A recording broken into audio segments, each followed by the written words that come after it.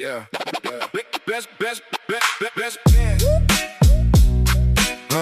Welcome to Pest Podcast, where we're having real stories, real pest control, real business, real customers.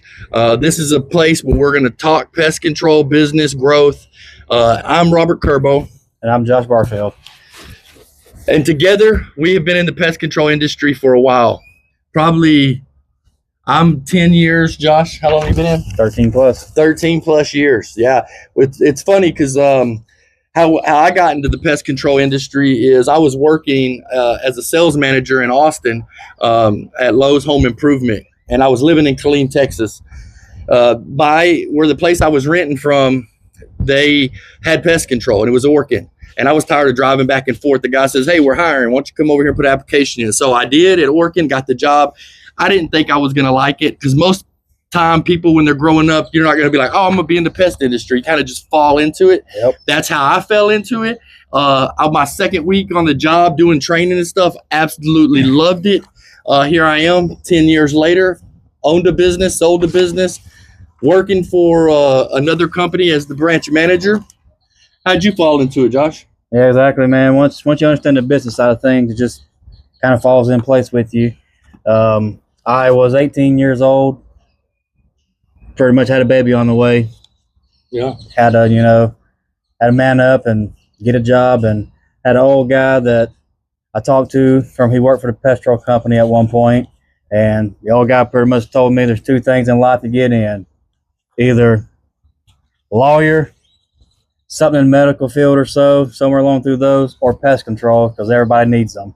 And I chose pest control. Yeah, a lot of people outside the business has no clue the opportunity in the pest control. You can build a real career. It goes from apprentice to technician to certified applicator. You can open your own business. There's so much opportunity, man. You can be a technician, a termite technician, salesperson, management. I mean, there's so much opportunity. And it's recession proof. So, when I opened my business, Josh, it was right in the middle of COVID. I had opened my business and then COVID hit. And honestly, I grew my business through COVID. I didn't have an issue. I mean, by the time we were in shutdown for a couple of weeks, but I was still putting in quotes and stuff from clients I had talked to. And I remember the first week into COVID, I got a email saying, "Hey, we accepted your quote. Can you come out and start?" And we had the essential business thing. Yep. We had the paper where you could be the essential business. So we got to get out there and get going. I believe along that time I was working over the road doing the windmill stuff. Yeah. And I was an essential worker working over the road. So same difference with him. Yeah. So why pest control is actually bigger than what most people think. They think we're just going out and we're spraying bugs. Yeah, there's way more to it, man. We're dealing with termites, rodents, mosquitoes, roaches, bed bugs, wildlife, commercial accounts, apartments, restaurants, hotels, warehouses. I mean, pretty much any business where we're in it. Yeah, every one of those, has different treatment methods, different customer experience, and different profit margins. Exactly. I mean, a technician isn't just about spraying. It's a good technician. I mean, pretty much any business where we're in it. Yeah, every one of those, has different treatment methods, different customer experience, and different profit margins. Exactly. I mean, a technician isn't just about spraying. It's a good technician is solving problems, educating customers, building trust, spotting issues early, preventing damage, IPMs, which is integrated pest management, what they can do to help out. I mean, just tons of things. Yeah, it's crazy. The easy part is the spraying, right? Yeah.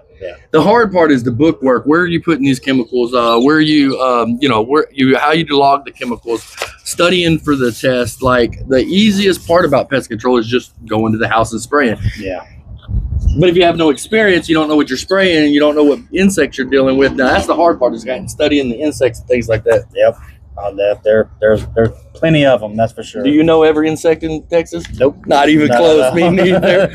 They say in one of our study books, like 800,000 different species of spiders, man. That's crazy. You know, I know the basic spiders, your garden spiders, your wolf spiders, and then jumping spiders. Yeah, things like that. And then the brown recluse and stuff like that, which we're going to get into later. But other than that, where's the other 758,000 species or more?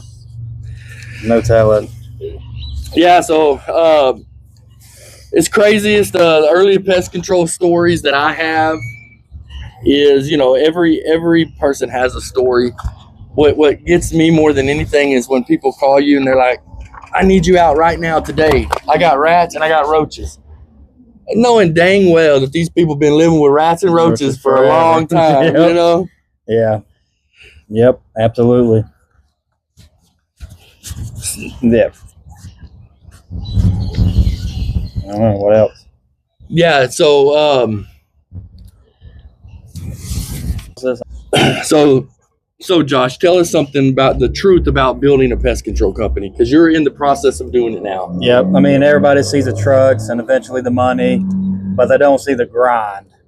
Grind is the key behind the pest control business. Yeah, for sure. If you ain't grinding, you ain't making money. I can tell you that right now. Yeah, and on my personal Facebook page yesterday, I got some people called me and says, "Hey, man, you got to tone it down a little bit." You know what I mean? Yeah. Because I'm pure grind. I'm pure motivation. I built it. I sold early. I should have held out, but I didn't. I got burned out super quick. But the grind, man, like knocking doors, talking to customers, answering phones, networking, commercial accounts. I mean, word of mouth. I mean, that goes further than advertisement. Yeah, no, for sure. And the thing is, the king of revenue is reoccurring services. Like, that's what we're wanting. That's what we need. Not only because of the money, but the customer needs that too. Yep. Right? The customer needs it, and it's growth for us, recurring customers, things like that. But I mean, but you got to have that loyalty customer too, Yeah, you got to build that relationship. So there's this is kind of the introduction to our podcast. Like I told y'all earlier, hey, we're outside. We're at a park. We don't have a studio. Nope. These little mics I just bought. I bought those in Mexico for $15. I posted that on our Facebook page earlier. We're gonna see where we can take this. So, excuse the noises. Yeah. So for sure. So excuse the noises. What about the long hours? Oh man, Lord have mercy. You know that. I know it, man. You've seen me go through it. I'm watching you go through the long hours, bro. I mean, and I'm still going through it. Not as bad now. But yeah, 6-7 days a week. I know how many, when you were working with me in my company, how many days in a row would we work? I mean, we were growing so fast. Yeah. I mean, it was nonstop. Maybe every other Sunday we would be off there for like a whole 8 months or something. When we got all all those termite jobs for that property management, remember, it was like 50-something units. Yeah, the kid just fell in. Sorry, guys. Kid just fell in the water over there. Literally fell in the water. Oh man, yeah. Hey, look, we're real people. Yeah, we're real people, man. Yeah, it was funny.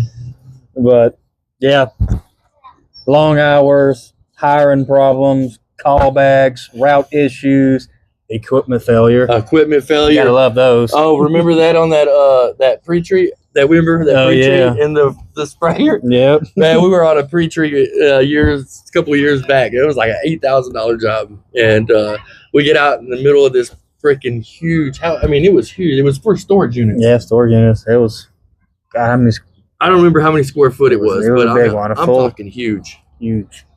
Anyways, it was $8,000. That's how big it is. So our freaking sprayer stopped working. Our spray rig. Spray rig stopped working right in the middle of everything. Had to stop, run to Waco. You ran to Waco, bought a new spray rig for the truck. I mean, that thing was what, $2,800? Yeah, 32, I think. 32? Yeah, 32.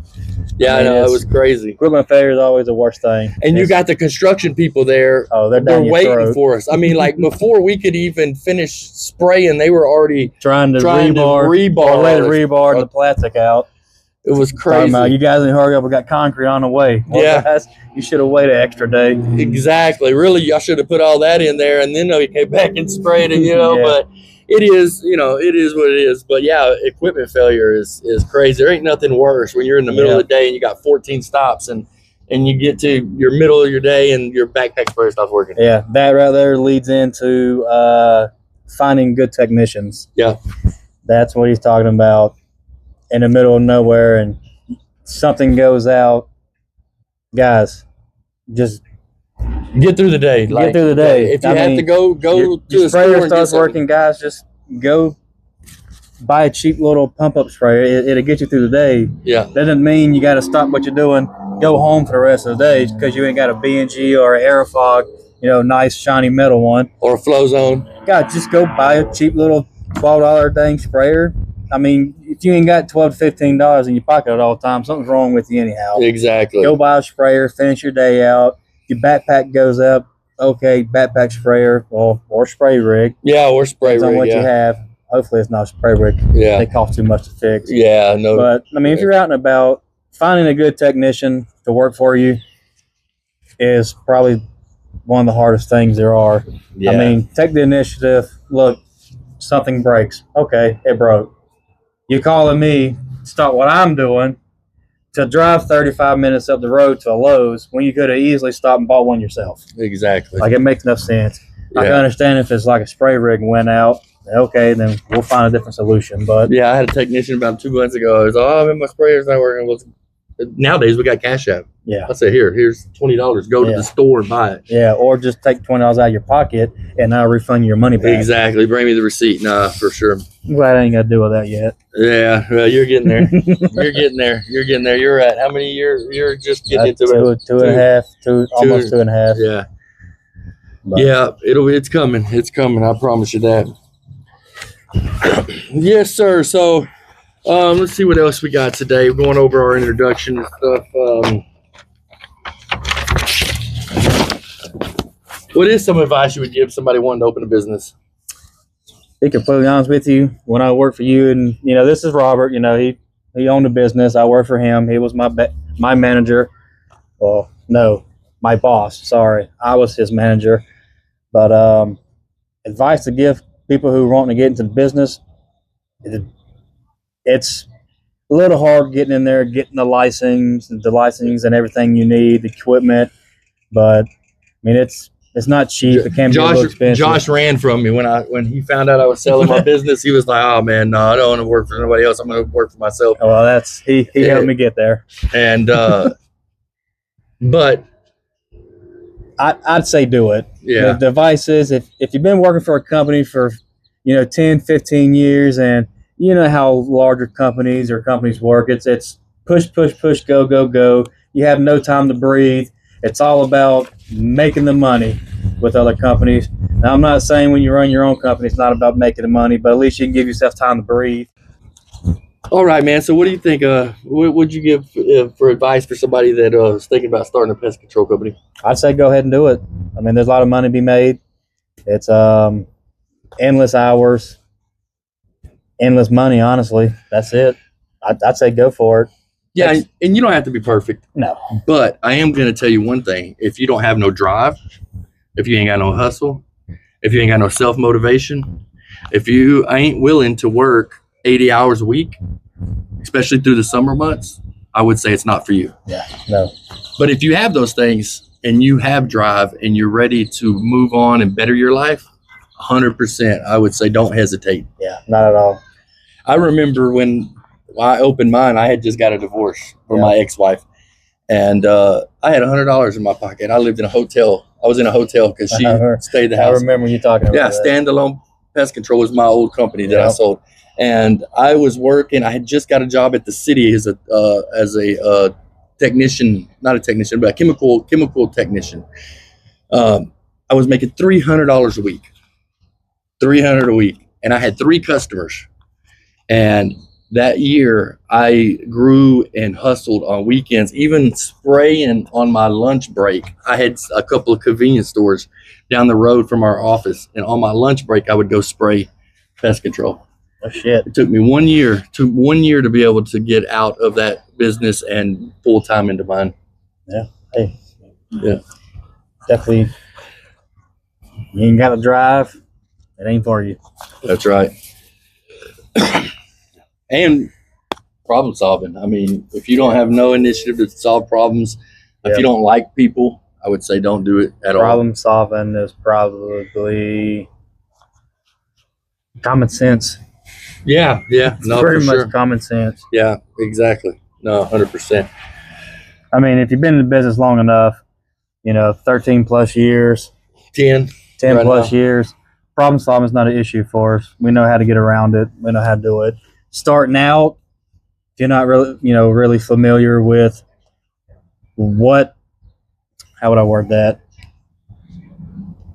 What method to treat for certain insects, then it would probably be hard. It is hard. I remember the first day I was out there on my own, not in my business, but even just at working after coming out of training and jumped in a truck. Yeah, because we started working together. Yeah, we started working together. I don't know if I was before you. You were before me. Yeah, he actually trained me in termites. Yeah, Josh trained me in termites the first couple of weeks. But I remember when I first got my route at working, and I got out there, and I was scared, bro. Like, customers asking me, like, "What is this? What are you gonna do here?" And I'm just like, I'm calling. I think it was Alex. Yeah, Alex. Every 5 minutes. Hey, man, what I do? What I do? What I do? Now too. Yeah, he does. Yeah. I haven't heard from him in a long time, but yeah, he does. When I started working, he started on pest control route. I started termite work. I came from Georgia, working for a company, doing termite work for years. So I was very comfortable with what I was doing. Yeah, Oregon had different techniques. They done things different. All basically the same, just different methods of treatments. The way they done it, trench treat, spray the trench. Oregon done trench and treat, and you rotted the trench, so that was new. Yeah. But I mean, all same thing. But yeah, I mean, it all gets it done. I think some of these bigger companies go overboard a little bit. That's because of liability issues. Yeah. They don't want any problems. They want to make sure the technicians are doing what they're doing. Like, got 7 million customers. Yeah, exactly. That's a lot of liability. That's a lot. So they want to make sure it's 100% and they're doing their job right. Yeah, for sure. We all understand that one.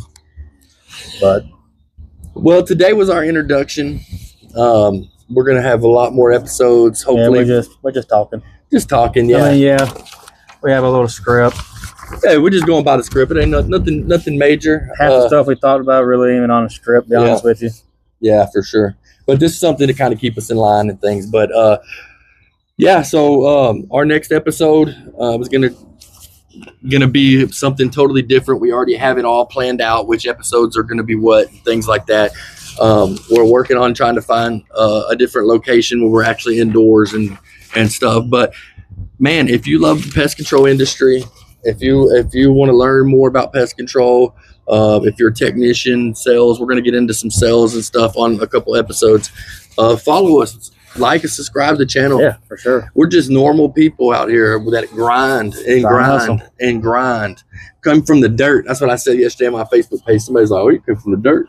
Yeah, from the dirt, bro. Like from a hotel with fucking $100 in my pocket. Yeah, with 3 customers. Well, I can't say that. No, but I did start a business with no money. Nothing. Yeah, it was. I quit my full-time job with him. Yeah, when I worked for him at Standalone, when he, was selling his business, like he said, I ran. I don't blame him though. I mean, I done my own thing. Yeah, but I got the experience to do it. But he talked to me about it, and I said, "Hey, man, I'm always for people bettering themselves. Yep. Like I don't care. I'll train somebody for 3 freaking years. I'll put all my time in, as long as they're doing me right when they work for me. If they go up to me and say, "Hey, I want to start my own business," well, first I'm going to show them how to start. Well, first you got to get your technician license. Yeah. And then you got to work to your certified applicator. Exactly. Then you got to hold that for so long before you even do it. Yep. And then of course, you don't want to hold anything above their head. No, so man. I mean, you never want to do that. That's the good thing about free market and being in Texas and being an American, because everybody is free will to do whatever they want, man. That's the great thing about being American. We're definitely willing to help anybody. Yeah. And we refer, like I got Tyler over there in Austin. He doesn't have a termite license. He says, hey, I think I got a call for termites. I can't do it. I can't go out there. You want to take a look at it for me? Absolutely. So he's referring termite jobs. I had a bee job come up Friday that I went out and took pictures and stuff. And guess what? I'm going to refer it to him. I sent him the pictures over and stuff because it's better to network with each other. Josh, he went and got a couple rats out of some traps the last, couple of weeks when we're swamped over there in Austin. And he's going to be in the clean area, and he went and grabbed some rats. So I wouldn't look at people as being competition. I would look at them as networking. But, some people are going to be stingy and no. Helping each other. Yeah. That's all it's all about. All right, man. So I guess that's going to be it for today. We just wanted to do this first introduction of what this podcast is going to be about. We're going to get into some fun stuff. Yep. We're going to do a termite scavenger hunt at some point. Yeah. Fun. That's going to be fun. We're going to see who can find the termites, and then we're going to see who can sell the job, Yep. So you have anything closing to say? Not really. We appreciate everybody listening. Yep. And I guess we'll see you all on the next Pest Podcast. Yes, sir. Pest Podcast. Yeah.